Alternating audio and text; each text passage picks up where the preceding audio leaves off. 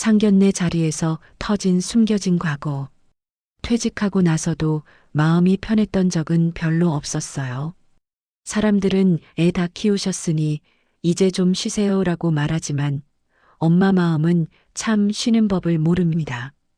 특히 딸 결혼 앞두면 더 그래요.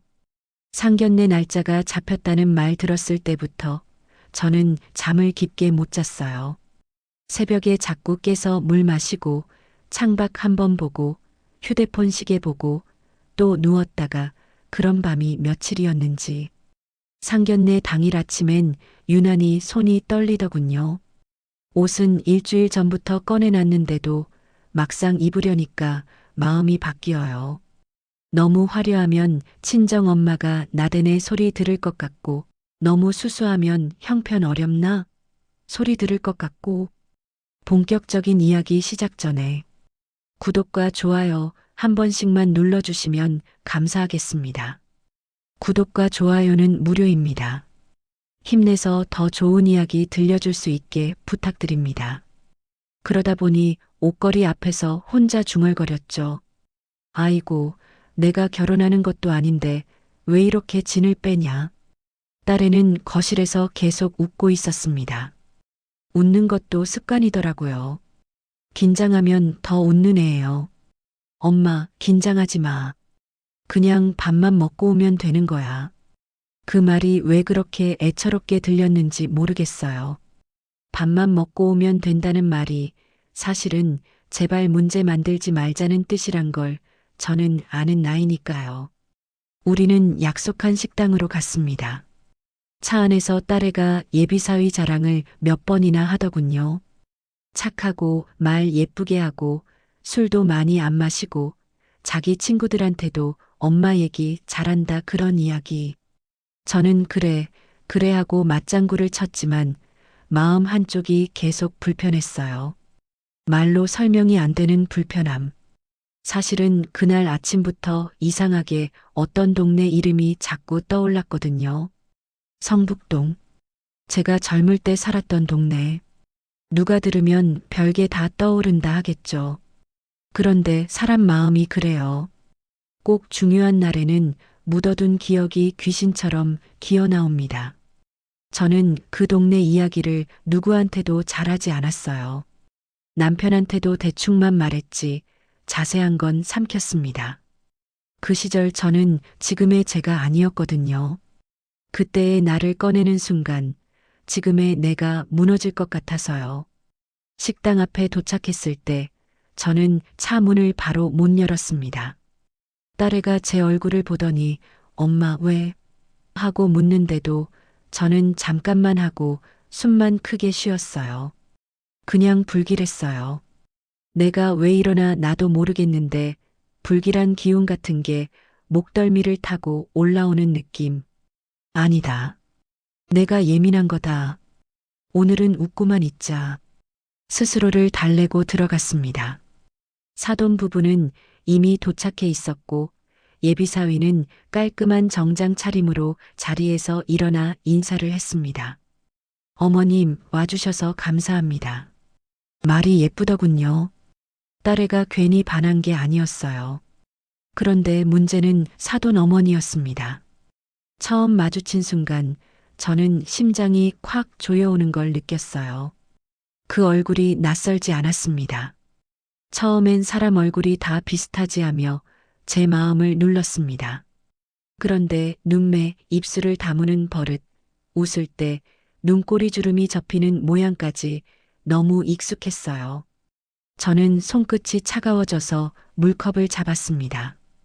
따뜻한 물이라도 잡고 있어야 내가 여기 서 있다는 느낌이 들 것 같아서요. 사돈 어머니는 상냥하게 웃었습니다. 멀리서 오셨죠? 고생 많으셨어요. 말투는 부드러운데 눈은 제 얼굴을 훑는 느낌이었습니다. 딸애는 전혀 눈치 못 채고 어머님, 안녕하세요 하며 웃었고 저는 억지로 미소를 거었습니다. 그러면서 속으로는 계속 되뇌었죠. 아니다. 착각이다. 그럴 리 없다. 세상에 사람이 얼마나 많은데. 하지만 식사가 시작되고도 사돈 어머니의 시선은 자꾸만 제 쪽으로 돌아왔습니다. 그게 너무 불편해서 저는 반찬만 정리했습니다. 젓가락도 정리하고 물컵도 밀어놓고 괜히 손을 움직여야 마음이 덜 들킬 것 같았거든요. 그리고 사돈 어머니가 결국 입을 열었습니다. 어머님 혹시요. 그 한마디에 제 등줄기에 땀이 흘렀습니다. 성북동에 사신 적 있으세요? 그 순간 저는 웃는 얼굴을 유지하려고 애썼지만 입술이 굳었습니다. 딸애가 옆에서 엄마 하고 부르는 소리가 멀게 들렸습니다. 저는 아주 짧게 단호하게 말했습니다. 아니요. 사돈 어머니는 고개를 갸웃하더니 더 조심스러운 말투로 덧붙였습니다.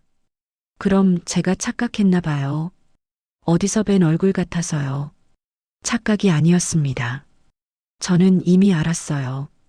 이 여자는 나를 알고 있습니다. 그리고 이 여자가 나를 아는 이유는 하나뿐입니다.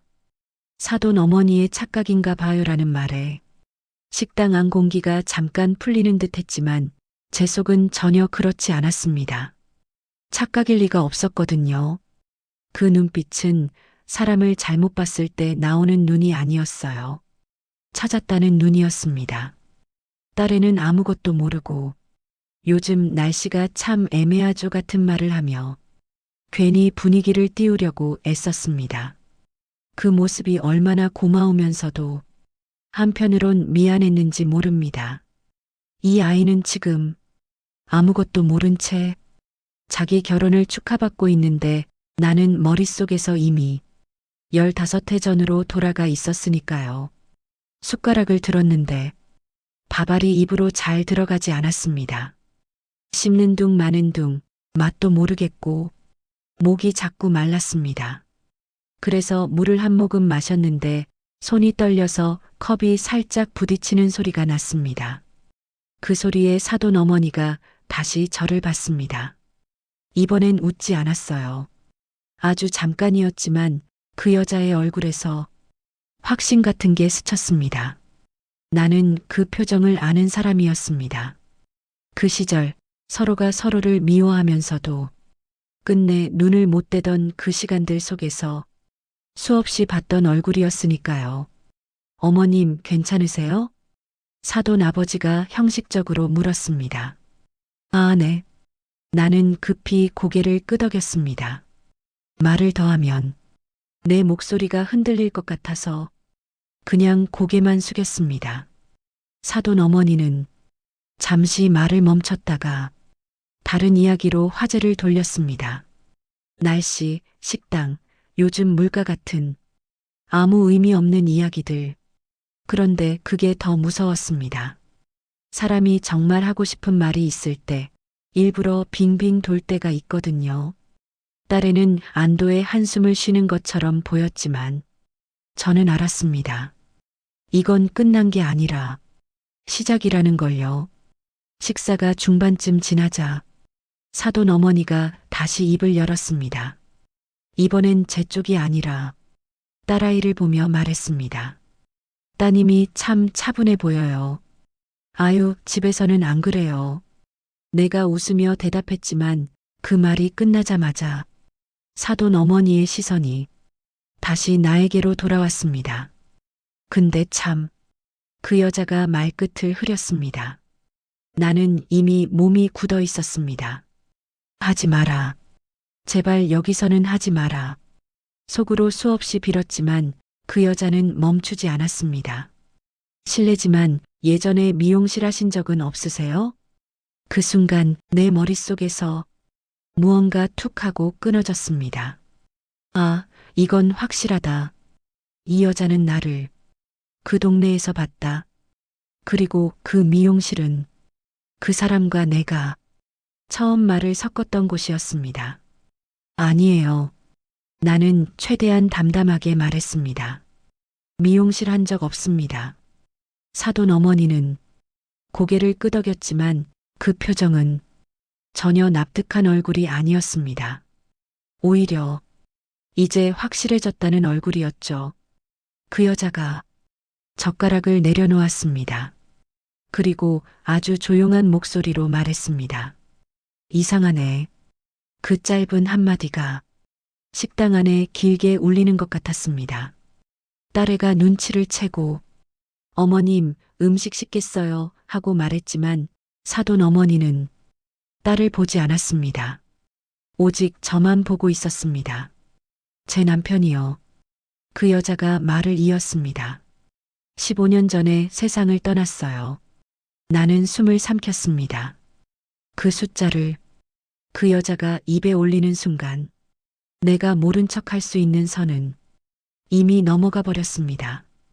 그때 장례식장에서 사돈 어머니가 말을 멈췄습니다. 마치 내가 먼저 무언가를 고백하길 기다리는 것처럼요. 그때 딸애가 조심스럽게 물었습니다. 어머님 무슨 말씀이세요? 나는 딸아이를 바라볼 수가 없었습니다. 지금 저 아이 눈을 보면 모든 게 다 들킬 것 같았거든요. 내가 숨겨온 시간, 감히 딸에게 말하지 못했던 과거, 그 모든 게 이 상견례 테이블 위로 쏟아질 것 같았습니다. 사돈 어머니는 드디어 말을 끝냈습니다. 한성대병원 장례식장에서 어머님을 본 것 같아서요. 그 순간 딸아이 손에서 젓가락이 떨어졌습니다. 딸깍 하는 소리가 제 심장을 찍어 누르는 것 같았습니다. 나는 알았습니다. 이제 더는 아무것도 숨길 수 없다는 걸. 한성대병원 장례식장이었어요. 사돈 어머니의 그 말이 식당 안 공기를 완전히 갈라놨습니다. 누군가 일부러 큰 소리를 낸 것도 아닌데 순간 귀가 멍해지면서 다른 테이블 소리가 싹 사라진 느낌이 들더군요. 한성대병원 장례식장. 그 이름을 이렇게 이 자리에서 다시 듣게 될 줄은 정말 상상도 못했습니다. 그곳은 내가 일부러 기억에서 지워버린 장소였습니다. 아니, 지운 줄 알았던 곳이죠.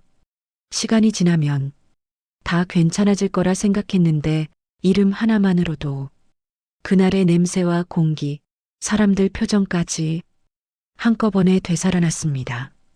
딸아이는 제 얼굴과 사돈 어머니 얼굴을 번갈아 보다가 결국 참지 못하고 물었습니다. 엄마, 무슨 말씀이세요? 엄마, 거기 가본 적 있어? 그 목소리가 너무 떨려서 차마 바로 대답할 수가 없었습니다. 이 아이는 자기 결혼 상견례 자리에서 왜 이런 이야기가 나오는지 이해조차 못하고 있었으니까요. 나는 잠깐 고개를 숙였습니다.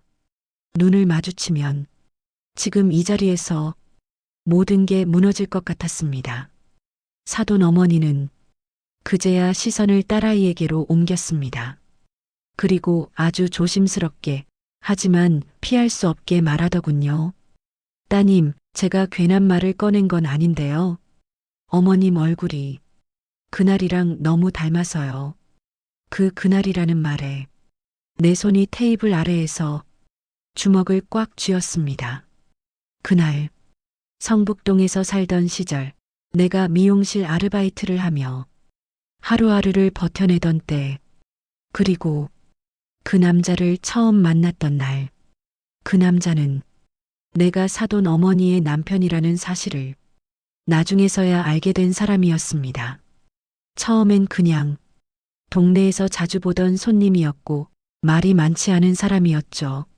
나는 그저 그때 너무 외로웠고 너무 지쳐 있었고 누군가에게 괜찮냐는 말을 듣고 싶었을 뿐이었습니다. 그게 이렇게 지금의 나를 이 자리로 끌어올 줄은 정말 몰랐습니다. 엄마, 대답 좀 해. 딸아이의 목소리가 점점 낮아졌습니다. 화가 난 게 아니라 겁이 난 목소리였습니다. 나는 그 목소리를 듣고서야 고개를 들 수 있었습니다. 사돈 어머니와 눈이 마주쳤습니다. 그 여자의 눈에는 분노보다도 오랫동안 눌러 담아온 원망이 먼저 보였습니다. 맞아요. 그 여자가 말했습니다. 그날 장례식장에서 어머님이 울고 계셨어요.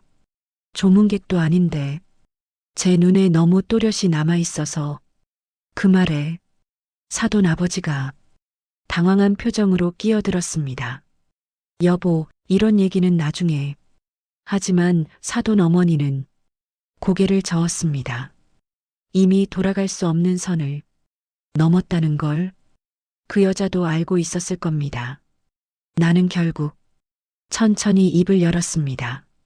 그 장례식장 가본 적 있습니다. 딸아이의 눈이 커졌습니다. 예비사위도 숨을 멈춘 채 나를 보고 있었습니다. 왜요? 딸아이가 물었습니다. 왜 거길 갔어, 엄마? 그 질문이 나를 찔렀습니다. 나는 평생 이 아이에게 부끄러운 엄마는 아니라고 생각하며 살았거든요. 그런데 지금 이 자리에서 나는 아무 말도 쉽게 할 수 없는 사람이 돼 있었습니다. 사돈 어머니가 내 말을 대신 이어갔습니다. 그날 제 남편은 다른 여자 문제로 이미 집을 나간 상태였어요. 그 말에 예비사위가 자리에서 몸을 굳혔습니다. 자기 아버지 이야기가 이런 식으로 처음 나오는 줄은 상상도 못했을 테니까요. 그리고 사돈 어머니는 내 얼굴을 똑바로 보며 말했습니다. 그 여자가 성북동에서 미용실 일을 했다는 얘기를 나중에 들었죠. 식당 안이 완전히 정적에 잠겼습니다. 누군가 물컵을 내려놓는 소리조차 크게 들릴 만큼요. 나는 더 이상 도망칠 수 없다는 걸 알았습니다. 이제는 내가 말해야 했습니다. 과거를 내 입으로. 나는 한동안 말을 하지 못했다. 사돈 어머니의 시선도, 딸아이의 떨리는 눈도, 예비사위의 굳은 얼굴도 모두 느껴졌지만 입이 떨어지지 않았다. 이야기를 꺼내는 순간 되돌릴 수 없다는 걸 너무 잘 알고 있었기 때문이다. 엄마, 딸아이가 다시 불렀다. 이번엔 애써 차분한 목소리였다. 도망치지 말아달라는 부탁처럼. 나는 숨을 한 번 깊게 들이마셨다. 그리고 천천히 말했다. 그때 나는 성북동에 살고 있었어. 그 말 한마디에 식당 안 공기가 확 달라졌다. 사돈 어머니의 입술이 미세하게 떨리는 게 보였다. 미용실에서 아르바이트를 했고 나는 말을 고르며 이어갔다. 그때는 지금처럼 살 여유가 없었어. 딸아이가 아무 말도 하지 않았다. 그게 더 무서웠다. 차라리 소리라도 질렀으면 덜 아팠을 텐데. 사돈 어머니는 끝내 참지 못하고 의자를 조금 당기며 말했다. 그럼 당신이 맞네요. 그 여자의 목소리는 이미 울음과 분노 사이에서 갈라지고 있었다. 내 남편이 집을 나간 뒤 마지막으로 만났다는 여자. 그 말이 떨어지자 예비사위가 자리에서 벌떡 일어났다. 엄마, 지금 무슨 말씀하시는 거예요? 하지만 사돈 어머니는 아들을 보지 않았다. 오직 나만 보고 있었다. 그 사람 장례식장에서 당신이 왜 울고 있었는지 이제야 이해가 가요. 나는 고개를 저었다. 아니에요. 그렇게 단순한 일은 아니에요. 그 말을 하며 나도 모르게 손이 떨렸다. 나는 잠시 말을 멈췄다. 목이 메어서가 아니라 어디까지 말해야 할지 결정해야 했기 때문이다. 나는 그 사람이 유부남인 줄 처음부터 알았던 게 아니에요. 그 말에 사돈 어머니의 얼굴이 확 일그러졌다. 그럼 나중엔 알았겠죠. 그 여자가 쏘아붙였다. 알았어요. 나는 고개를 끄덕였다. 알고 나서는 이미 늦었어요. 그 순간 딸아이가 처음으로 입을 열었다. 엄마, 그 얘기를 왜 지금 해? 그 질문에 내 가슴이 쿡 찔렸다. 왜 지금이냐고? 나도 묻고 싶었다. 왜 하필 오늘이냐고. 사돈 어머니는 자리에서 일어났다. 의자가 바닥을 긁는 소리가 식당 안에 크게 울렸다. 이게, 그 여자가 숨을 고르며 말했다. 이게 상견례 자리에서 나와야 할 얘기입니까? 그럼 언제요? 내가 처음으로 조금 큰 소리로 말했다. 언제까지 묻어두고 살았어야 합니까? 그 말에 사돈 어머니가 나를 똑바로 노려봤다. 그래서 우리의 인생을 여기까지 끌고 온 거예요? 그 질문이 내 심장을 내려쳤다. 아니에요. 나는 고개를 저었다. 나는 우리 딸이 이 집안과 엮일 줄은 꿈에도 몰랐어요. 그 말에 딸아이의 얼굴이 하얗게 질렸다. 엄마, 그 아이가 내 이름을 불렀다. 처음으로 엄마라는 말이 이렇게 멀게 들린 적은 없었다. 식당 안에는 더 이상 상견례 분위기는 없었다. 그건 과거가 현재를 집어삼키는 전쟁터였다. 나는 그때 알았다. 이 자리는 이미 끝났다는 걸. 사돈 어머니가 자리에서 일어나는 순간 나는 이 상견례가 더 이상 정상적인 자리가 아니라는 걸 분명히 느꼈다. 의자가 바닥을 끄는 소리가 유난히 크게 들렸고 그 소리에 맞춰 식당 안다른 테이블들의 시선이 하나둘씩 우리 쪽으로 쏠렸다. 방금 전까지만 해도 웃음과 예의로 유지되던 분위기는 순식간에 깨졌고 나는 그 파편들이 테이블 위에 흩어지는 걸 멍하니 보고 있었다. 사돈 어머니의 얼굴은 분노로 붉어져 있었지만 그 속에는 단순히 오늘 이 자리에서 생긴 감정이 아니라 오랫동안 눌러 담아왔던 무언가가 뒤섞여 있다는 게 느껴졌다.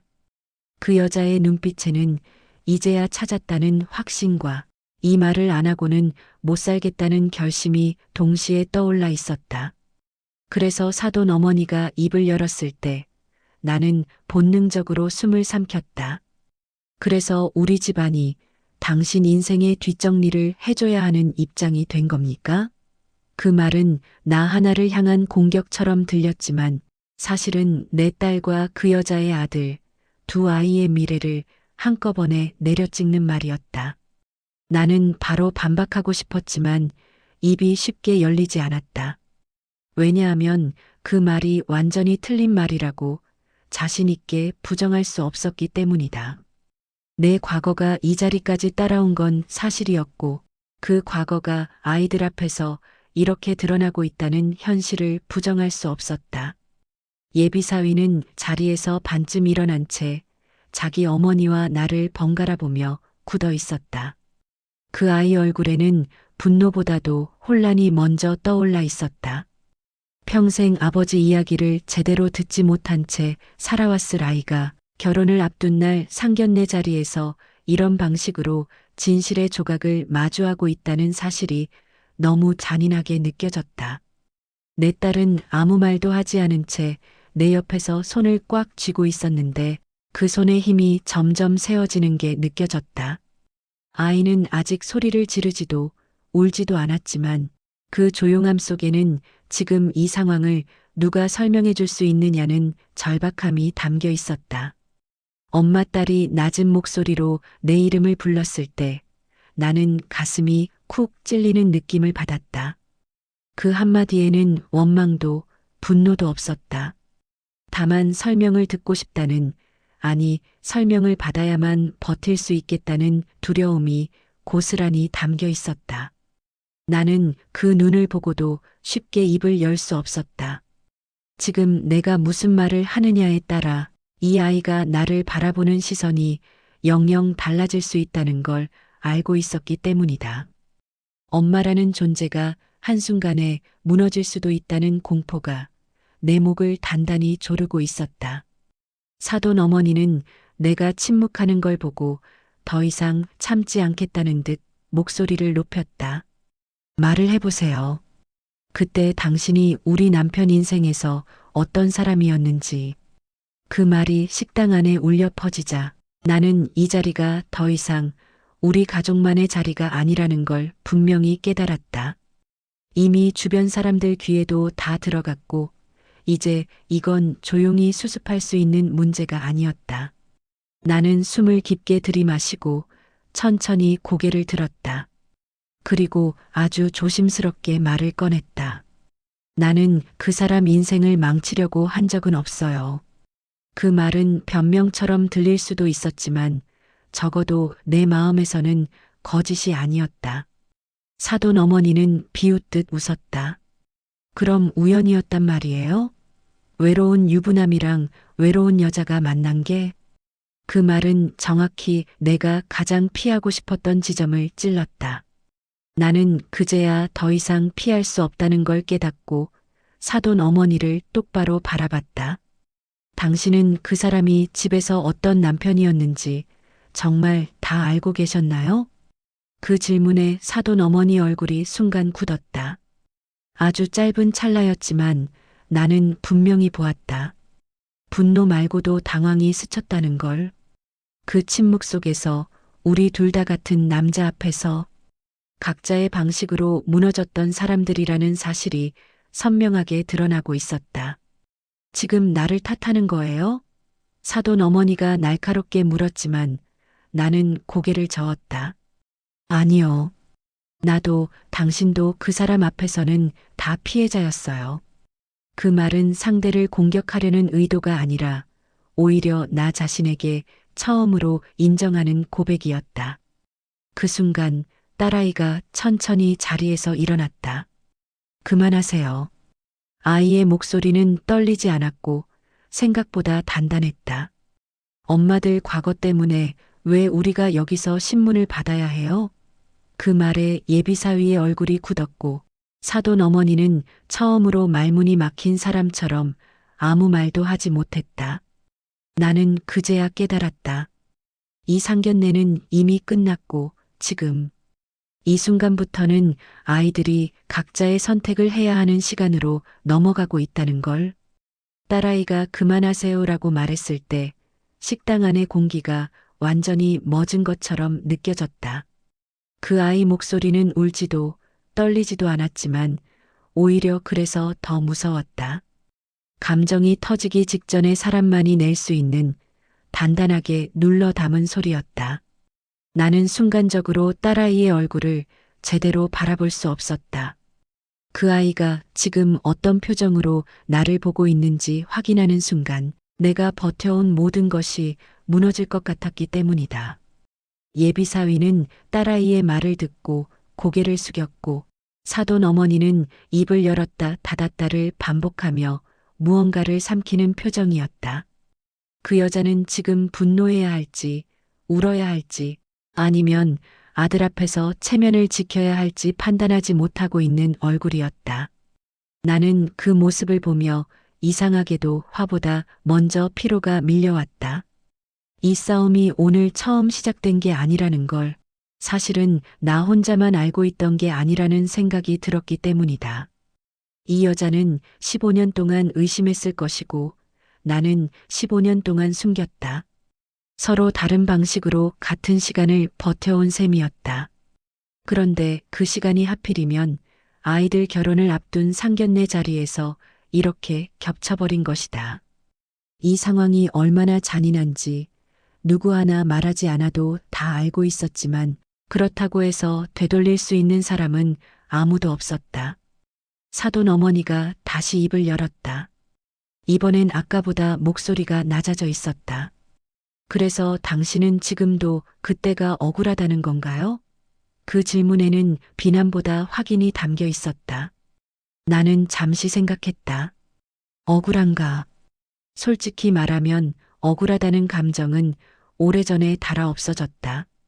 대신 남은 건 그때 내가 왜 그랬을까라는 후회와 그래도 그때 나는 너무 외로웠다는 자기 연민 같은 것들이었다. 나는 고개를 저었다. 억울하진 않아요. 다만 그 일 하나로 내 인생 전체가 규정되는 건 아직도 받아들이기 어렵습니다. 그 말은 변명이 아니라 나 자신에게 하는 설명에 가까웠다. 예비사위가 그제야 입을 열었다. 엄마, 이제 그만해요. 그 아이의 목소리는 단호했지만 그 안에 담긴 혼란이 너무 선명해서 나는 차마 그 아이를 똑바로 볼 수 없었다. 자기 아버지의 과거가 자기 결혼을 앞둔 날 이런 식으로 드러난다는 게 어떤 감정일지 나는 짐작도 못했다. 사돈 어머니는 아들의 말을 듣고도 한동안 아무 말이 없었다. 그러다 천천히, 아주 천천히 다시 자리에 앉았다. 그 모습이 이상하게 늙어 보였다. 분노로 서 있던 사람보다 침묵 속에 앉아 있는 사람이 훨씬 더 작아 보였다. 딸아이는 내 쪽으로 몸을 돌려 조용히 말했다. 엄마, 우리 나가자. 그 말은 선택지가 아니라 결론처럼 들렸다.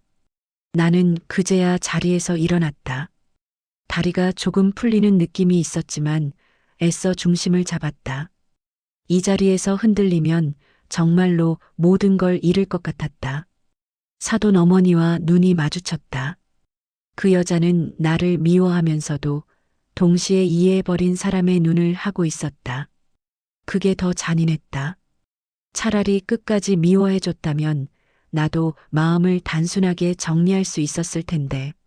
식당 문을 나서면서 나는 한 번도 뒤를 돌아보지 않았다. 뒤를 돌아보는 순간 다시 설명해야 하고 다시 변명해야 하고 다시 상처를 주고받아야 할 것 같았기 때문이다. 딸아이는 아무 말도 하지 않았고 예비사위도 따라 나왔지만 몇 발짝 뒤에서 멈춰섰다. 그 아이는 우리를 붙잡지 않았다. 그게 더 슬펐다. 이미 자기 안에서 무언가를 결정하고 있는 사람의 모습이었기 때문이다. 밖으로 나오자 바람이 차게 느껴졌다. 나는 그제야 숨을 길게 내쉬었다. 이 상견례는 끝났지만 진짜 싸움은 이제부터 시작이라는 걸 나는 너무도 분명하게 알고 있었다. 차에 올라타고도 한동안 아무도 말을 하지 않았다. 시동을 걸었는데도 엔진 소리가 유난히 크게 들렸고 그 소리가 마치 우리 셋 사이에 생긴 침묵을 억지로 메워주는 것 같아 더 불편했다. 딸아이는 조수석에 앉아 창밖만 보고 있었고 나는 핸들을 잡은 손에 괜히 힘이 들어가서 손바닥이 뻣뻣해지는 걸 느꼈다. 평소 같으면 집에 가서 얘기하자라는 말이라도 했을 텐데 그날은 그 말조차 쉽게 나오지 않았다. 지금 이 순간 내가 입을 여는 것 자체가 또 하나의 상처가 될 수 있다는 걸 알았기 때문이다. 그래서 나는 그냥 운전에만 집중하는 척했다. 신호가 바뀌는 것도 앞차가 끼어드는 것도 전부 평소보다 느리게 느껴졌다. 집 근처에 거의 다 왔을 때쯤 딸아이가 먼저 입을 열었다. 엄마는 언제부터 알았어? 그 질문은 정확하지 않았다. 무엇을 언제부터 알았냐는 건지 그 아이도 스스로 정리하지 못한 상태였을 것이다. 나는 잠깐 생각하다가 차를 길가에 세웠다. 집까지 가서 이 얘기를 하는 건 나도 딸도 버티기 힘들 것 같았다. 차를 세우고 엔진을 끄자 갑자기 너무 조용해져서 심장이 뛰는 소리까지 들리는 것 같았다. 나는 숨을 고르고 말했다. 처음부터는 아니야. 나중에 알게 됐어. 그 말이 얼마나 비겁하게 들릴지 알면서도 그 이상을 바로 말할 용기가 없었다. 딸아이는 고개를 끄덕였지만 그 표정은 전혀 이해했다는 얼굴이 아니었다. 오히려 그럼 그 다음은? 이라는 질문을 삼키고 있는 얼굴이었다. 나는 그 시선을 외면하지 않으려고 애썼다. 그때 나는 지금처럼 살고 있지 않았어. 내 아빠 만나기 전이었고 정말 아무것도 없었어. 하루하루가 너무 버거웠고 누가 내 얘기 좀 들어줬으면 좋겠다는 생각밖에 안 했어. 그 말들을 하면서도 나는 스스로가 너무 초라하게 느껴졌다. 이건 변명 같았고 동시에 사실이었다. 하지만 사실이라고 해서 용서받을 수 있는 건 아니라는 것도 알고 있었다. 딸아이는 잠시 침을 삼키더니 아주 조심스럽게 말했다. 그래도 엄마는 엄마잖아. 그 말이 칼처럼 꽂혔다. 엄마는 엄마라는 말 안에는 기대와 실망이 동시에 들어 있었다. 나는 그 아이가 지금 나를 판단하고 있다는 걸 느꼈다. 딸로서, 어른으로서, 그리고 이제 결혼을 앞둔 한 사람으로서 나는 그 판단을 피하고 싶지 않았다. 그래서 더 솔직해지기로 했다. 그래. 그래서 더 말 안 했어. 내가 엄마를 이런 사람으로 볼까봐 무서웠어. 그 말을 하고 나니 가슴이 조금 내려앉는 느낌이 들었다. 숨겨왔던 걸 드러내는 순간만큼은 고통스럽지만 동시에 정직해지는 시간이었기 때문이다. 딸아이는 한참 동안 아무 말이 없었다. 그 침묵이 너무 길어서 나는 또다시 불안해졌다. 이 아이가 차라리 화를 냈다면, 소리를 질렀다면 덜 무서웠을지도 모른다. 그런데 딸아이는 아주 낮은 목소리로 이렇게 말했다. 나 지금 너무 복잡해. 엄마를 어떻게 봐야 할지 모르겠어. 그 말에 나는 고개를 끄덕일 수밖에 없었다. 그럴 수 있어. 그게 내가 할 수 있는 전부였다. 당장 이해해달라고, 당장 용서해달라고 말할 자격은 나에게 없었다. 집 앞에 도착했을 때 딸아이는 차에서 내리며 잠깐 멈춰섰다. 그리고 나를 돌아보며 말했다. 오늘은 그냥 각자 생각 좀 하자. 그 말이 얼마나 어른스러운 말인지 나는 그제야 깨달았다. 이 아이는 이미 나보다 한 발 앞에서 상황을 받아들이고 있었다.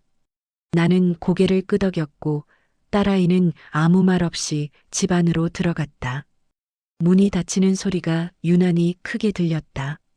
나는 차 안에 혼자 남아 한동안 움직이지 못했다. 오늘 하루 동안 너무 많은 과거와 현재가 한꺼번에 밀려와서 마음이 따라가지 못하고 있었기 때문이다. 이 싸움은 사돈 어머니와의 싸움이 아니었다. 진짜 싸움은 이제부터 딸과 나 사이에서 시작될 거라는 걸 나는 분명히 알고 있었다. 집에 들어와서도 나는 한동안 불을 켜지 못했다. 현관에 서서 신발도 벗지 않은 채 가방만 내려놓고 멍하니 서 있었는데 오늘 하루가 아니라 내 인생의 여러 장면이 한꺼번에 겹쳐 보이는 것 같았다. 딸아이는 먼저 방으로 들어갔고 방문이 닫히는 소리가 아주 작게 들렸는데도 내 귀에는 유난히 크게 울렸다. 그 소리는 지금은 엄마랑 이야기할 수 없다는 선언처럼 느껴졌고 나는 그 문 앞에 서서 괜히 손잡이를 만지작거리다 결국 돌아섰다. 부엌에 가서 물을 한 컵 따라 마셨지만 물이 목으로 넘어가는지도 느껴지지 않았다. 손이 떨려 컵을 내려놓는데 시간이 걸렸고 그제야 내가 오늘 하루를 얼마나 억지로 버텼는지 실감이 났다. 소파에 앉아 숨을 고르다 보니 이상하게도 자꾸 사돈 어머니 얼굴이 떠올랐다. 분노로 일그러진 얼굴도 울음을 삼키던 얼굴도 아니라 마지막에 잠깐 스쳤던 그 애매한 표정. 미워하려다 멈춘 사람의 얼굴, 원망을 쏟아내려다 방향을 잃은 사람의 얼굴이었다. 나는 그 표정이 낯설지 않았다. 성북동에서 살던 그 시절, 나 역시 비슷한 얼굴로 하루하루를 버텼기 때문이다. 누군가를 미워해야만 견딜 수 있을 것 같다가도 막상 미워하면 내 인생이 더 초라해질 것 같아 그 감정을 삼키던 얼굴. 오늘 상견례 자리에서 사돈 어머니가 보였던 그 얼굴은 15년 전에 나와 너무 닮아 있었다. 그러다 문득 식당에 앉아있던 사돈 아버지의 모습이 떠올랐다. 그는 처음부터 끝까지 거의 말을 하지 않았고 상황이 어떻게 흘러가든 변명도 분노도 없이 고개를 숙인 채 자리에만 앉아 있었다. 만약 그가 정말 내가 알고 있던 바로 그 사람이었다면, 그러니까 사돈 어머니가 말한 그 문제의 남자였다면 저렇게까지 침묵으로 버티지는 못했을 것이다. 나는 그를 알고 있었다. 그는 늘 자기 입장부터 설명하려 들었고 조금이라도 불리해지면 목소리를 높이며 상황을 자기 쪽으로 돌리려 하던 사람이었다. 그런데 지금 사돈 어머니 옆에 앉아있던 저 남자는 마치 이 모든 이야기가 자기 인생과는 전혀 상관없는 일인 것처럼 한 발짝 떨어져 있었다. 그 거리감이 오히려 더 낯설고 더 불편하게 느껴졌다. 그 순간 나는 비로소 깨달았다.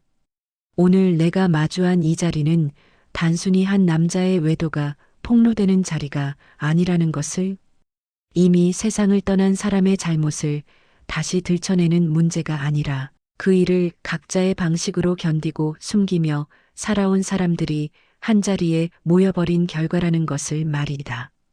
사돈 어머니는 사돈 어머니대로, 나는 나대로, 그리고 저 남자는 저 남자대로 서로 다른 선택과 침묵을 안고 이 시간까지 흘러와 있었다.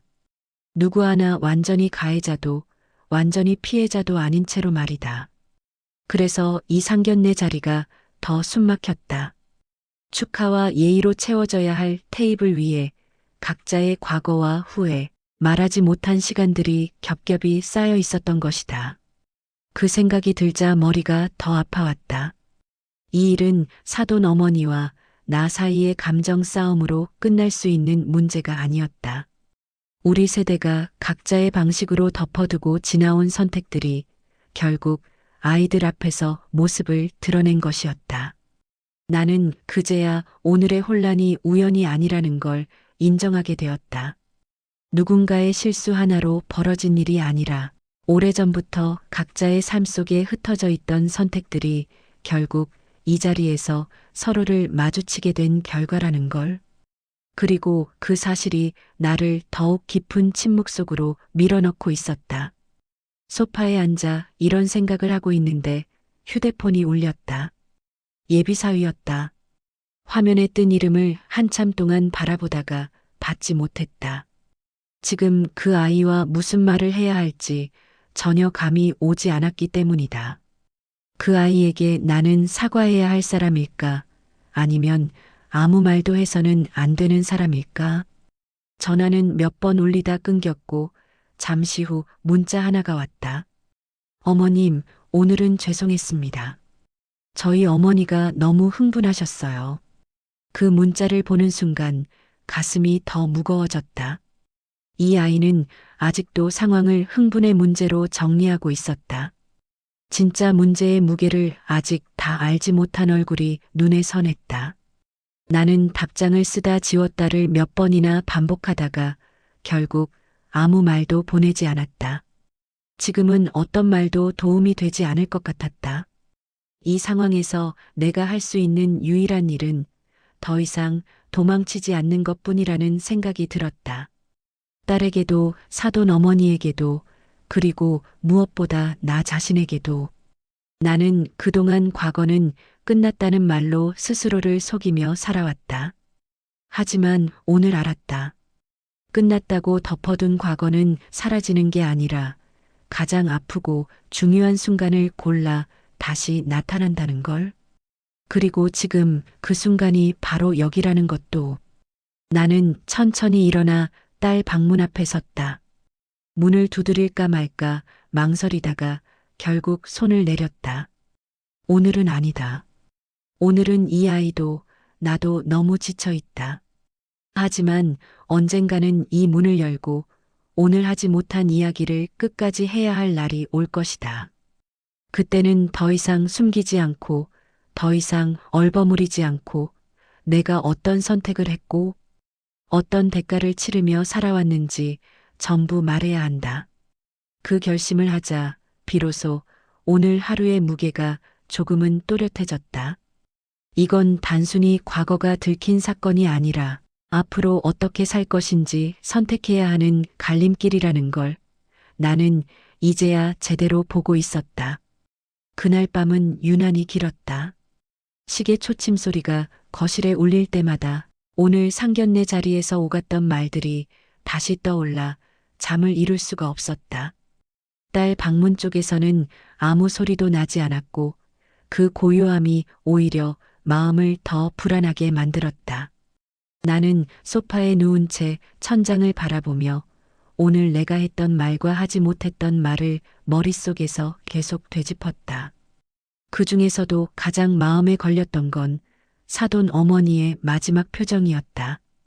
분노로 끝나지 않은 얼굴, 그렇다고 완전히 체념한 얼굴도 아닌 무언가를 결심하기 직전의 얼굴 같았기 때문이다.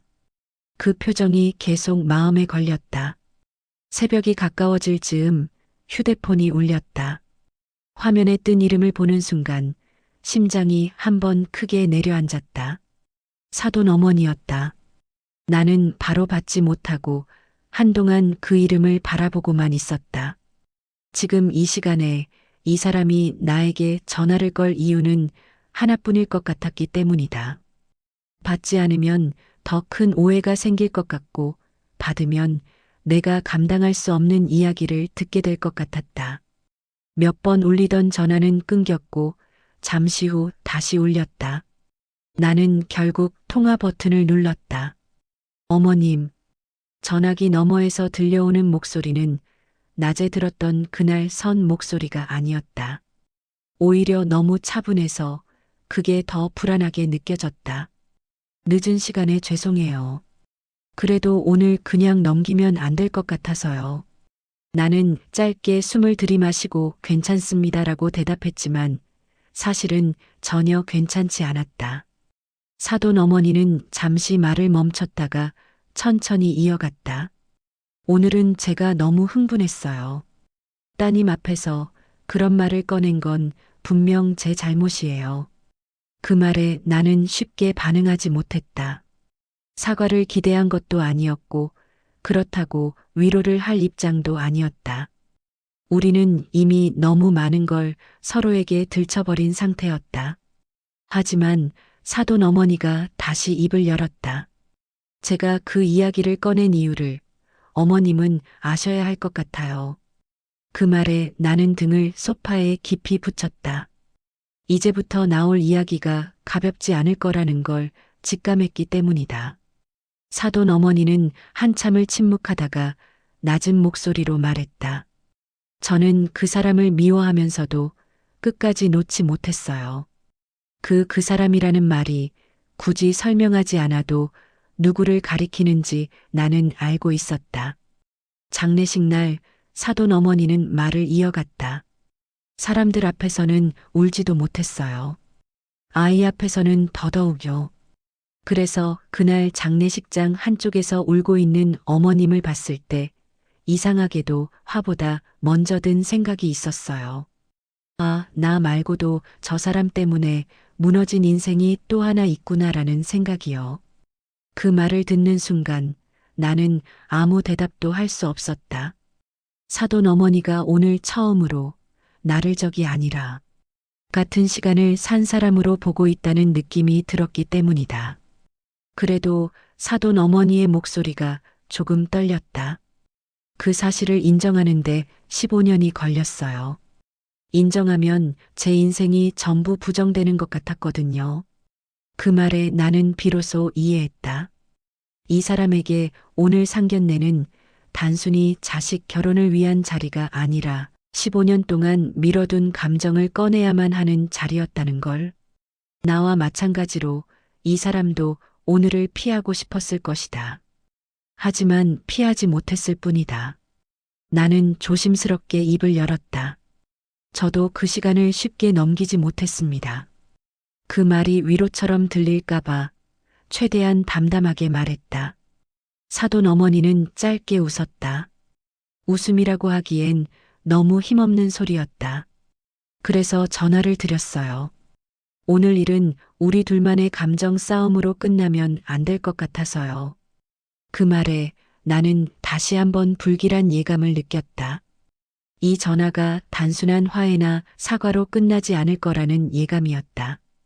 우리 아이들, 사돈 어머니가 말했다. 지금 이대로 결혼을 준비해도 되는 걸까요? 그 질문은 내게 선택을 요구하는 질문이었다. 나는 바로 대답하지 못했다. 이 문제를 내가 대신 결정할 수 있는지도 확신이 없었고 결정해서도 안 되는 문제라는 생각이 들었기 때문이다. 다만 분명한 건 오늘 이전으로는 돌아갈 수 없다는 사실뿐이었다. 사돈 어머니는 마지막으로 이렇게 말했다. 어머님, 우리 한 번은 끝까지 얘기해야 할 것 같아요. 아이들 모르게 우리 둘만이라도요. 전화를 끊고 나서도 나는 한동안 휴대폰을 내려놓지 못했다. 이 통화는 화해의 시작도 갈등의 끝도 아니었다. 오히려 이제야 진짜 이야기가 시작됐다는 신호처럼 느껴졌다. 오늘 상견례에서 터진 건 빙산의 일각이었고 그 아래에는 아직 꺼내지지 않은 이야기들이 깊게 잠들어 있다는 걸 나는 분명히 느끼고 있었다. 사돈 어머니를 다시 만난 건 상견례 이후 사흘이 지난 뒤였다. 장소는 내가 먼저 제안했다. 집도 식당도 아닌 곳이 좋았다. 너무 가까워도 안 되고 너무 공개적인 곳도 부담스러웠다. 결국 동네에서 조금 떨어진 오래된 찻집을 골랐다. 사람들이 많지 않고 창가 자리에 앉으면 서로 얼굴을 정면으로 보지 않아도 되는 곳이었다. 약속 시간보다 10분쯤 먼저 도착했는데 이미 사돈 어머니는 안쪽 자리에 앉아 있었다. 그날 상견례에서 보았던 단정한 차림과는 달리 그날의 그는 유난히 수수해 보였다. 머리도 화장도 힘을 뺀 모습이었고 손에는 가방 대신 접힌 손수건 하나만 쥐고 있었다. 우리는 한동안 인사만 나눈 채 말을 하지 않았다. 찻집 안에는 잔잔한 음악이 흐르고 있었지만 그 음악이 우리 사이의 침묵을 메워주지는 못했다. 사돈 어머니는 컵을 두 손으로 감싸 쥔 채 창밖만 보고 있었고 나는 그 옆모습을 보며 이 사람이 지금 무슨 생각을 하고 있는지 짐작하려 애썼다. 상견례 자리에서의 분노와 날 선 말투는 온데간데 없고 지금 내 앞에 앉아 있는 사람은 오히려 한참을 고민하다가 어렵게 입을 연 사람처럼 보였다. 그날 전화로 다 하지 못한 말이 있어요. 사돈 어머니가 먼저 입을 열었다. 목소리는 낮았고 조심스러웠다. 나는 고개를 끄덕이며 말을 재촉하지 않았다. 이런 이야기는 서두를수록 더 엉키기 마련이라는 걸 나는 경험으로 알고 있었다. 사실 상견례 자리에서 어머님 얼굴을 알아본 순간부터 저는 그날을 각오하고 있었어요. 언젠가는 마주하게 될 거라고 생각은 했지만 그게 우리 아이들 결혼 자리일 줄은 몰랐죠. 그 말에 나는 천천히 찻잔을 내려놓았다. 이미 알고 있다는 사실이 오히려 마음을 더 무겁게 만들었다. 사돈 어머니는 잠시 숨을 고른 뒤 그동안 누구에게도 하지 않았을 이야기를 꺼내기 시작했다. 그 사람 처음부터 집에 잘 들어오지 않는 남편이었어요. 아이가 태어나고 나서는 더 심해졌죠. 바쁘다는 말만 남기고 집에서는 점점 말을 잃어갔어요. 저는 그때까지도 그게 다 일 때문인 줄 알았어요. 그 말은 원망이라기보다 지나간 시간을 하나씩 정리하는 사람의 말투였다. 사돈 어머니는 나를 보지 않은 채 말을 이어갔다. 외도가 있다는 걸 처음 알았을 때 저는 그 여자가 누군지보다 왜 나한테 아무 말도 안 했느냐가 더 화가 났어요. 아이 앞에서 아버지로서 최소한의 책임도 지키지 않으면서 다른 삶을 살고 있었다는 게 견딜 수 없었죠. 그 대목에서 나는 그 사람이 아닌 아이라는 단어에 더 크게 반응하고 있다는 걸 느꼈다. 이 사람에게 그 모든 시간의 중심은 남편이 아니라 아들이었다. 그래도요, 사돈 어머니가 말을 이었다. 아이를 위해서라도 이 집을 유지해야 한다고 생각했어요. 그래서 모르는 척했고 보지 않은 척했고 그 사람이 집을 나간 날에도 아이한테는 아무 말도 하지 않았어요. 그 말을 들으며 나는 속으로 고개를 끄덕였다. 그 선택이 옳았는지는 몰라도 그 선택이 얼마나 외로운 결정이었는지는 충분히 알 수 있었기 때문이다. 나 역시 비슷한 이유로 침묵을 선택했던 시간이 있었으니까. 사돈 어머니는 한참을 침묵하다가 그날 장례식 이야기를 꺼냈다. 사람들은 제가 남편을 미워해서 눈물도 안 흘렸다고 생각했겠죠. 그런데 사실은 울 수가 없었어요. 아이 앞에서 무너지면 안 된다고 스스로를 붙잡고 있었거든요. 그러다 잠시 말을 멈추더니 내 쪽으로 시선을 돌렸다. 그런데 그날 장례식장 한쪽에서 어머님이 울고 계신 걸 봤어요. 그 모습이 너무 낯설어서 한참을 보고만 있었죠. 그 순간 나는 그날의 나를 떠올렸다. 조문객도 아닌 채로 이름 없는 사람처럼 구석에 서서 울던 내 모습. 사돈 어머니는 그 기억을 정확히 짚어냈다. 그때 저는 화가 나기보다 이상했어요. 저 사람은 왜 저렇게 울고 있을까? 그리고 동시에 생각했죠. 아, 이 사람도 나처럼 그 사람 때문에 인생이 한번 크게 흔들렸구나. 그 말을 듣는 순간 나는 목이 꽉 막힌 느낌이 들었다. 그날의 눈물이 오해도 사랑도 아닌 서로 다른 상처의 교차였다는 걸 이제야 정확히 이해하게 되었기 때문이다. 그래서 상견례 자리에서 사돈 어머니가 말을 이었다. 어머님을 보자마자 15년 전 그 장면이 그대로 떠올랐어요. 이성적으로는 말하지 말아야 한다는 걸 알면서도 감정이 먼저 튀어나왔죠. 그 고백에는 변명도 자기 합리화도 없었다. 오히려 뒤늦은 후회가 더 많이 묻어 있었다. 나는 그 말을 듣고서야 그날의 폭발이 계획된 복수나 의도적인 폭로가 아니었다는 걸 확신하게 되었다. 저도 내가 처음으로 말을 이었다. 그날을 잊지 못했습니다. 그리고 나는 내가 왜 그 장례식에 갔는지, 왜 그 자리를 떠나지 못하고 울고 있었는지를 처음으로 입 밖에 냈다.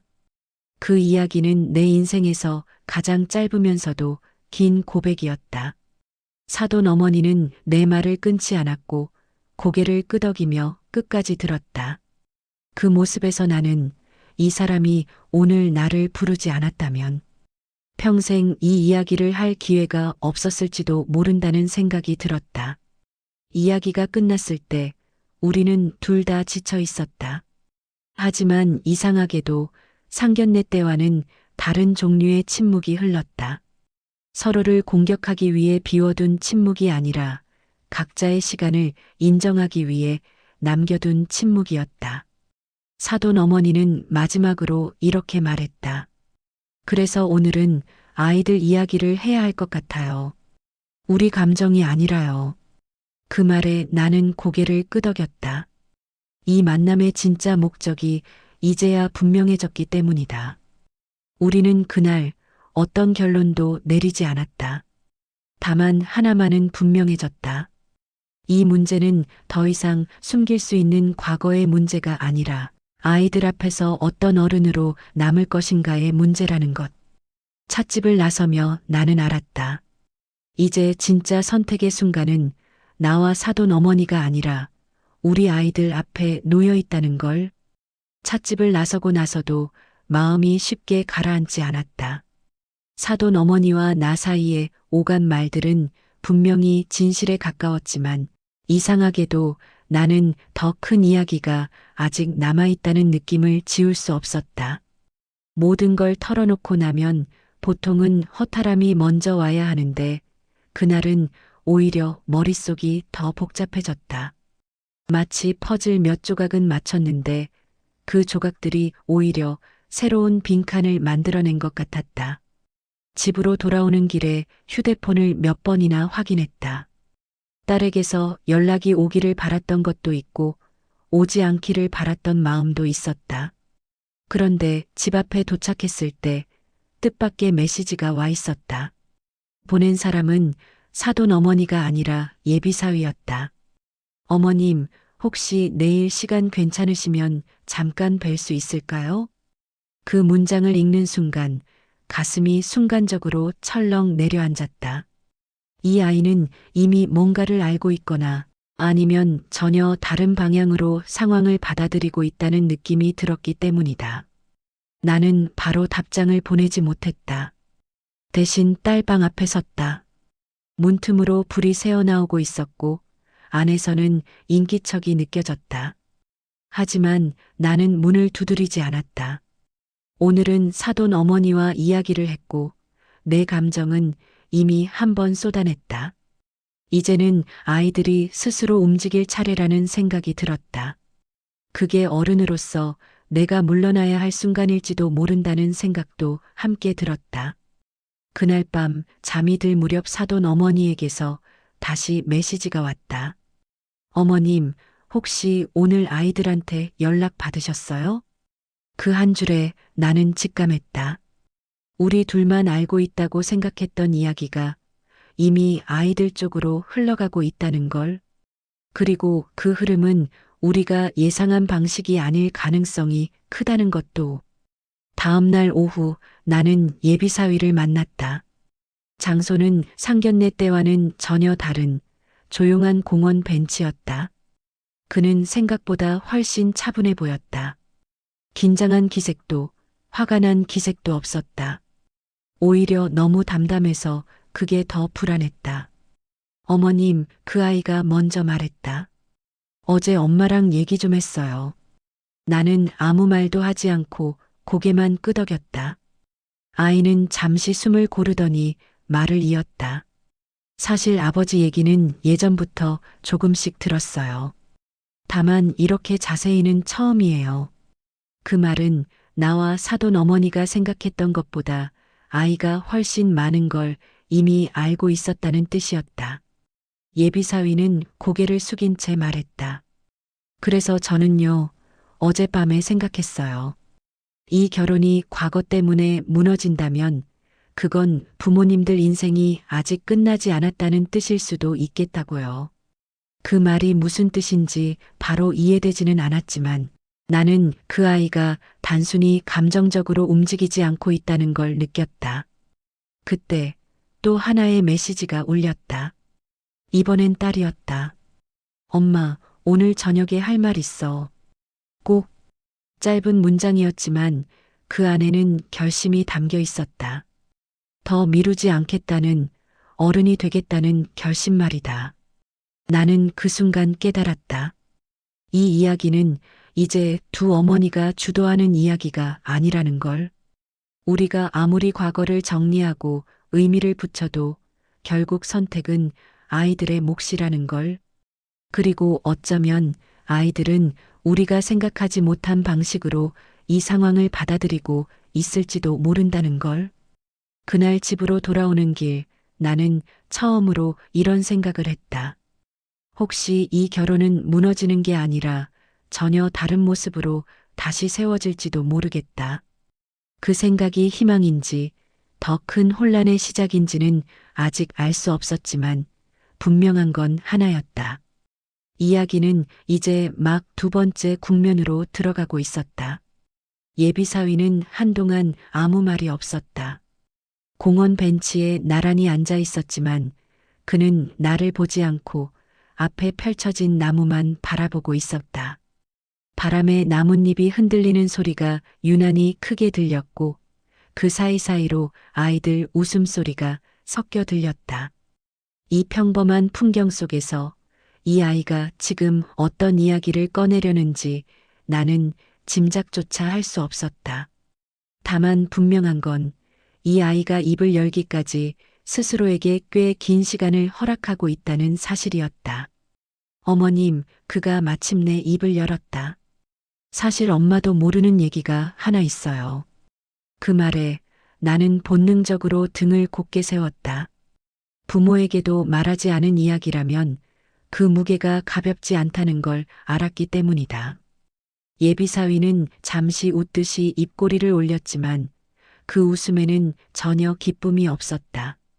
아버지가 돌아가시기 몇 달 전 일이에요.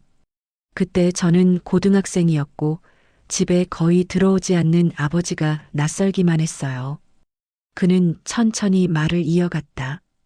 어느 날 밤 아버지가 저를 불렀어요. 술 냄새가 조금 났는데 그날따라 유난히 말이 많았어요. 그 장면을 떠올리는 듯 그의 목소리는 점점 낮아졌다. 평소에는 제 얼굴도 제대로 안 보던 사람이 그날은 계속 제 얼굴을 보더라고요. 그리고 갑자기 이런 말을 했어요. 나는 좋은 아버지가 아니었다고요. 그 말이 나오자 내 가슴이 순간 조여왔다. 그 사람에게서 그런 말이 나왔다는 사실 자체가 쉽게 상상되지 않았기 때문이다. 예비사위는 고개를 숙인 채 말했다. 그때 저는 웃으면서 넘겼어요. 아버지가 취해서 그런 줄 알았죠. 그런데 아버지는 그 다음 말을 했어요. 그래도 내 엄마한테는 끝까지 비겁했다고요. 그 문장을 듣는 순간 나는 숨을 삼켰다. 사돈 어머니가 그동안 하지 않았던 말들이 이 아이의 입을 통해 하나씩 모습을 드러내고 있었다. 그리고 예비사위는 잠시 말을 멈췄다가 아주 조용히 덧붙였다. 아버지가 이런 말도 했어요. 내가 가장 미안한 사람은 내 엄마도 아니고 너도 아니다라고요. 나는 그 말을 듣고도 바로 반응하지 못했다. 그가 말한 가장 미안한 사람이 누구인지 이미 짐작이 가고 있었기 때문이다. 예비사위는 고개를 들지 않은 채 말했다. 그때 저는 이해를 못했어요. 그냥 또 술주정이라고 생각했죠. 그런데 아버지가 돌아가시고 나서 그 말이 계속 마음에 남았어요. 그는 잠시 침을 삼켰다. 그래서 아버지 장례식 날 저는 일부러 조문객들 사이를 계속 돌아다녔어요. 혹시 아버지가 말한 그 사람을 알아볼 수 있을까 싶어서요. 그 말에 나는 온몸이 굳어지는 걸 느꼈다. 그날의 기억이 갑자기 너무 선명하게 떠올랐기 때문이다. 이름도 없이 관계도 없이 구석에서 울고 있던 내 모습. 예비사위는 그 장면을 정확히 짚어냈다. 그리고 봤어요. 장례식장 한쪽에서 아무 말도 못하고 울고 있던 어떤 분을요. 나는 그제야 알았다. 그날 나만 그 사람을 본 게 아니었다는 걸. 이 아이 역시 나를 보고 있었다는 걸. 예비사위는 여전히 담담한 목소리로 말했다. 그때는 확신은 없었어요. 다만 이상하게도 그날 이후로 아버지가 제게 한 말들이 전부 하나로 이어지기 시작했어요. 그는 잠시 고개를 들어 나를 바라봤다. 그 눈빛에는 원망도 분노도 없었다. 대신 오래 고민한 끝에 도달한 사람 특유의 차분함이 있었다. 그래서 상견례 날 그가 말했다. 어머님을 처음 뵀을 때 솔직히 놀랐어요. 그런데 더 놀란 건 제가 예상했던 것보다 이 일이 훨씬 오래된 이야기라는 걸 느꼈다는 거예요. 그 말은 나와 사돈 어머니가 평생 숨겨왔다고 믿었던 과거가 이미 다음 세대에게 조용히 스며들어 있었다는 뜻이었다. 나는 그제야 이해했다. 이 아이가 상견례 자리에서 그리고 이후의 모든 상황에서 유난히 차분했던 이유를. 그는 갑작스러운 폭로에 흔들린 게 아니라 오래전부터 마음속에서 준비해온 질문들과 마주하고 있었던 것이다. 예비사위는 마지막으로 이렇게 말했다. 그래서 저는요, 이 결혼을 도망치듯 미루고 싶지 않아요. 아버지 인생의 마지막이 비겁함이었다면 저는 제 인생에서는 다르게 선택하고 싶어요. 그 말은 선언처럼 들렸다. 동시에 우리 어른들을 향한 조용한 질문 같기도 했다. 나는 그 아이 앞에서 처음으로 아무 말도 하지 못했다. 위로도 충고도 변명도 필요 없는 순간이라는 걸 알았기 때문이다. 그저 이 아이가 우리가 미처 정리하지 못한 과거를 안고도 앞으로 나아가려 하고 있다는 사실이 묵직하게 가슴에 남았다. 그날 집으로 돌아오는 길 나는 깨달았다. 이 이야기의 중심은 더 이상 과거의 잘못이 아니었다. 이미 끝난 인생의 그림자도 아니었다. 이제 이 이야기는 그 그림자를 보고도 어떻게 살 것인지를 선택하려는 한 사람의 이야기로 넘어가고 있었다. 그날 저녁 우리는 다시 한자리에 모였다. 상견례 때처럼 격식을 차린 자리도 아니었고 그렇다고 가볍게 웃고 넘길 수 있는 분위기도 아니었다. 사돈 어머니가 먼저 제안했다. 아이들 앞에서 우리 넷이 같이 얘기합시다. 그 말에는 도망치지 않겠다는 결심이 담겨 있었다. 나는 잠시 망설였지만 결국 고개를 끄덕였다. 더 미룬다고 해결될 일은 아니라는 걸 이제는 나도 알고 있었기 때문이다. 장소는 사돈댁 거실이었다. 소파에 마주 앉은 구도가 묘하게도 상견례 때와 닮아 있었지만 분위기는 전혀 달랐다. 그날은 모두가 서로를 견제하며 앉아 있었다면 오늘은 모두가 같은 방향을 바라보며 앉아 있는 느낌이었다. 딸은 내 옆에, 예비사위는 사돈 어머니 옆에 앉아 있었다. 누구도 먼저 말을 꺼내지 않았고 그 침묵이 오히려 이 자리가 얼마나 중요한지를 말해주고 있었다. 사돈 어머니가 먼저 입을 열었다. 오늘은 변명하려고 부른 자리가 아니에요. 그 말에 예비사위가 고개를 들었다. 엄마 하고 부르려다 멈춘 목소리에는 긴장과 조심스러움이 동시에 묻어 있었다. 사돈 어머니는 아들을 보며 천천히 말을 이었다. 너희 아버지 얘기 오늘 여기서 다시 꺼내는 게 얼마나 잔인한 일인지 알아. 그래도 엄마는 더 이상 숨기고 싶지 않다.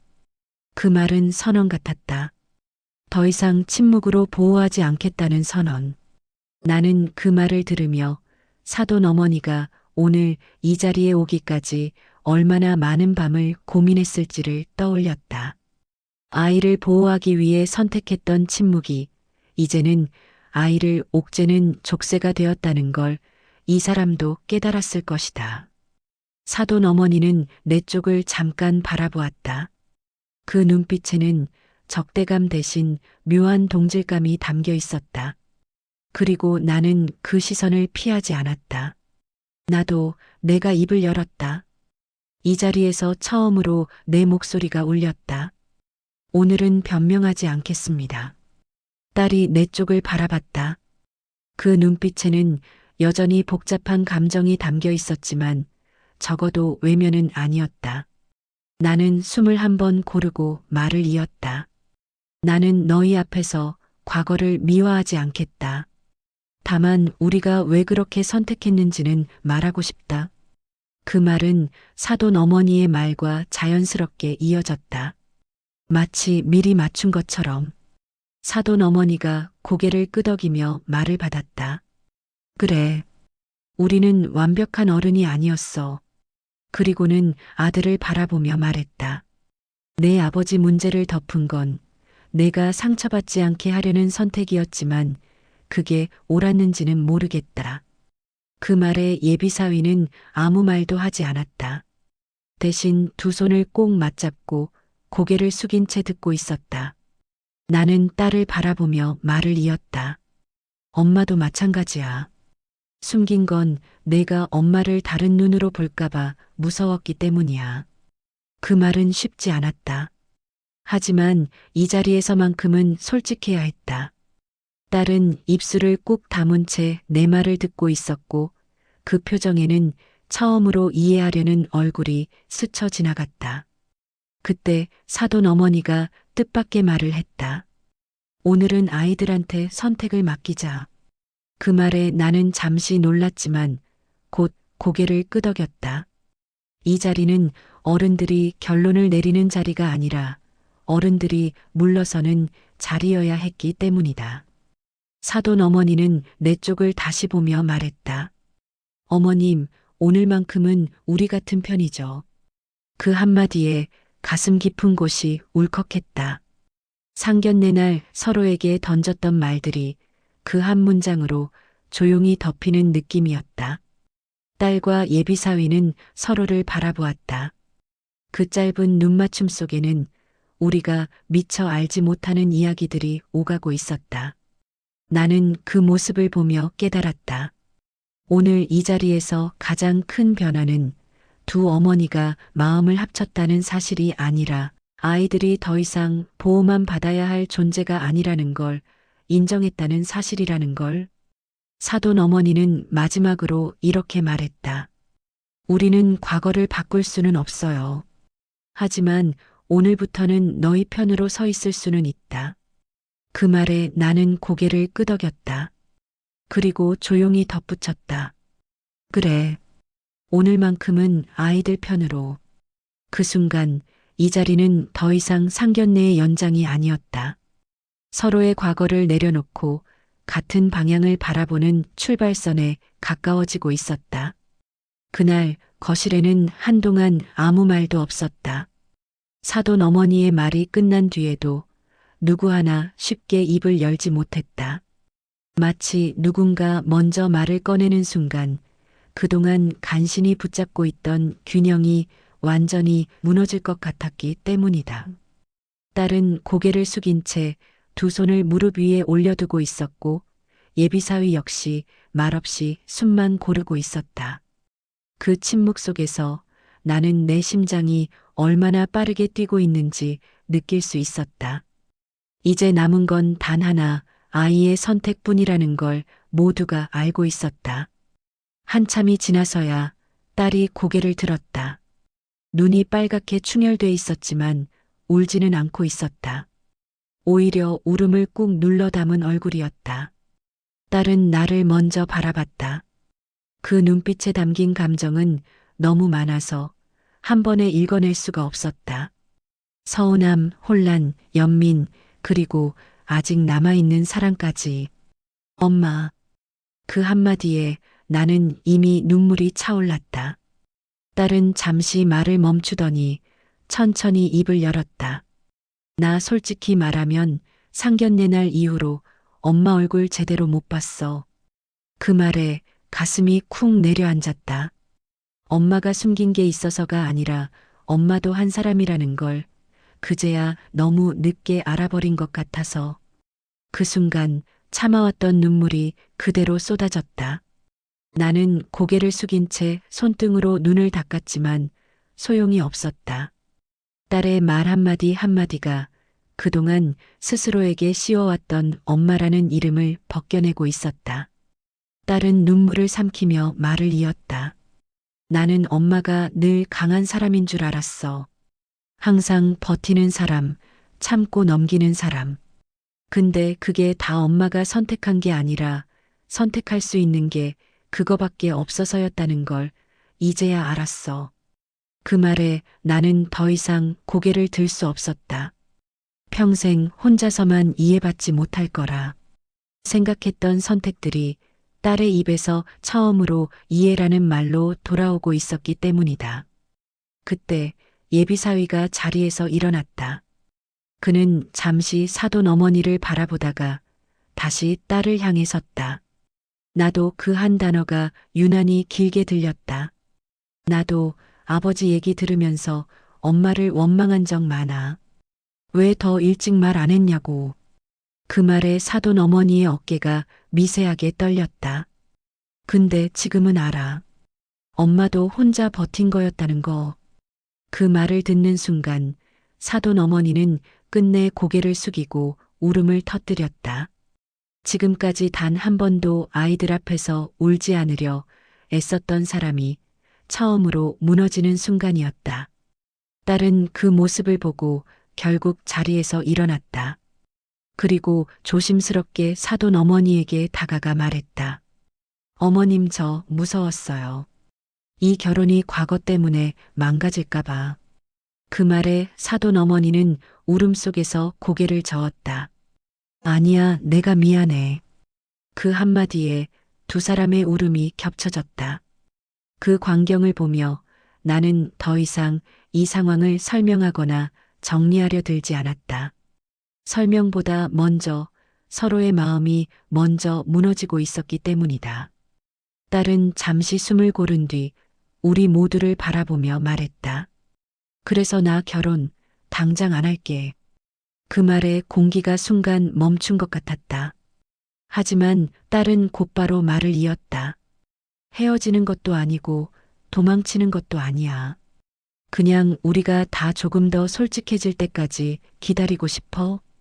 그 말은 포기가 아니라 선택이었다. 어른들 누구도 대신 내려줄 수 없는 아이 스스로의 선택. 나는 그제야 딸에게 다가가 조심스럽게 안았다. 어릴 적처럼 등을 두드리며 달래주지는 못했다. 대신 딸의 어깨에 얼굴을 묻고 그대로 울었다. 엄마가 미안하다. 그 말밖에는 할 수 있는 말이 없었다. 딸은 내 등을 토닥이며 말했다. 엄마, 이제는 미안해하지 않아도 돼. 그 말에 가슴속에서 무언가가 뚝 끊어지는 소리가 났다. 평생 붙잡고 있던 죄책감이 그제야 조금 내려놓아지는 느낌이었다. 집으로 돌아오는 길 나는 알았다. 이 결혼은 아직 끝나지 않았다는 걸. 그리고 이 이야기도 비극으로 끝나지 않았다는 걸. 오늘 우리는 완벽한 화해를 한 건 아니었다. 다만 처음으로 서로의 눈을 피하지 않고 울었다. 그걸로 충분했다. 부모는 자식을 지키기 위해 침묵했고 자식은 그 침묵을 이해하려 애쓰고 있었다. 그날 밤 나는 처음으로 이런 생각을 했다. 어쩌면 우리는 모두 각자의 방식으로 최선을 다해 사랑하고 있었던 걸지도 모르겠구나. 그날로부터 계절이 한번 바뀌었다. 집 앞 은행나무 잎이 노랗게 물들 무렵 나는 혼자 동네를 걷다 문득 그날을 떠올렸다.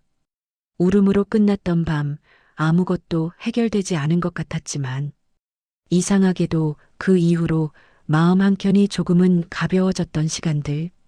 사람 마음이란 게 참 묘해서 완전히 정리되지 않아도 숨쉴 틈만 생기면 다시 하루를 살아갈 힘은 생기나 보다 싶었다. 딸은 여전히 집에 자주 오지 않았다. 하지만 예전처럼 연락이 끊긴 건 아니었다. 별일 없는 날에도 엄마 밥은 먹었어? 하고 메시지가 왔고 가끔은 아무 이유 없이 사진 하나를 보내오기도 했다. 하늘 사진, 길가에서 우연히 본 고양이 사진, 아무 말 없이도 서로를 떠올리고 있다는 신호 같은 것들. 나는 그 메시지들을 받을 때마다 괜히 휴대폰을 한 번 더 들여다보고 미소를 지었다. 사돈 어머니와도 가끔 연락을 주고받았다. 예전처럼 조심스럽고 딱딱한 말투가 아니라 날씨 얘기나 건강 얘기 같은 사소한 이야기들이었다. 어느 날은 사돈 어머니가 먼저 이런 문자를 보내왔다. 요즘 아이가 웃는 얼굴이 조금 늘었어요. 그 문장을 읽고 나는 한동안 답장을 보내지 못했다. 그 아이가 웃고 있다는 사실 하나만으로도 우리가 겪었던 모든 시간이 완전히 헛된 건 아니었다는 생각이 들었기 때문이다. 예비사위는 가끔 나에게도 안부 전화를 했다. 예전처럼 예의를 차린 말투는 여전했지만 그 속에 있던 긴장은 많이 사라져 있었다. 어머님, 요즘은 아버지 생각이 나도 예전만큼 숨이 막히지는 않아요. 그 말을 들었을 때 나는 처음으로 이 아이가 과거를 이겨냈다기보다는 안고 살아갈 준비를 하고 있다는 느낌을 받았다. 그 차이가 얼마나 큰지 나는 이제야 알 것 같았다. 어느 주말 오후 딸에게서 전화가 왔다. 엄마, 우리 오늘 저녁 같이 먹을래? 그 말은 특별한 선언도 큰 결심도 아니었지만 나에게는 작은 기적처럼 들렸다. 식탁에 마주 앉아 밥을 먹으며 우리는 과거 이야기를 꺼내지 않았다. 대신 요즘 회사 얘기, 별것 아닌 일상 이야기를 했다. 그게 오히려 더 좋았다. 모든 이야기를 다 꺼내야만 솔직한 건 아니라는 걸 이제는 서로 알게 되었기 때문이다. 밥을 먹고 나서 딸이 조용히 말했다. 엄마, 나 요즘은 그날 생각하면 덜 무서워. 그 말에 나는 고개를 끄덕였다. 엄마도 그래. 그 짧은 대화 속에 우리는 서로가 완전히 괜찮아졌다고 말하지는 않았다. 다만 함께 버티고 있다는 사실만은 분명히 느끼고 있었다. 집으로 돌아오는 길 나는 생각했다. 인생에서 어떤 진실은 너무 늦게 드러나서 한 사람의 삶을 송두리째 바꾸기도 한다. 하지만 어떤 진실은 늦게라도 말해졌기 때문에 남은 삶을 덜 외롭게 만들기도 한다. 우리 이야기는 아마 그 중간쯤 어딘가에 있을 것이다. 완전히 치유되지는 않았지만 더 이상 혼자만의 짐은 아닌 이야기. 그날 밤 나는 창가에 서서 불 꺼진 거리를 내려다보았다. 그리고 조용히 혼잣말을 했다. 그래도 잘 버텼다. 그 말은 딸에게 하는 말이기도 했고 사돈 어머니에게 하는 말이기도 했으며 무엇보다도 오랫동안 말해주지 못했던 나 자신에게 하는 말이었다. 인생은 여전히 복잡했고 관계는 여전히 쉽지 않았지만 적어도 우리는 이제 서로의 눈을 피하지는 않게 되었다. 그걸로 이 이야기는 충분했다. 끝까지 시청해 주셔서 감사합니다. 조금이라도 흥미로운 이야기셨으면 구독과 좋아요 눌러주시면 감사하겠습니다. 항상 건강하시고 행복만이 가득하실 겁니다.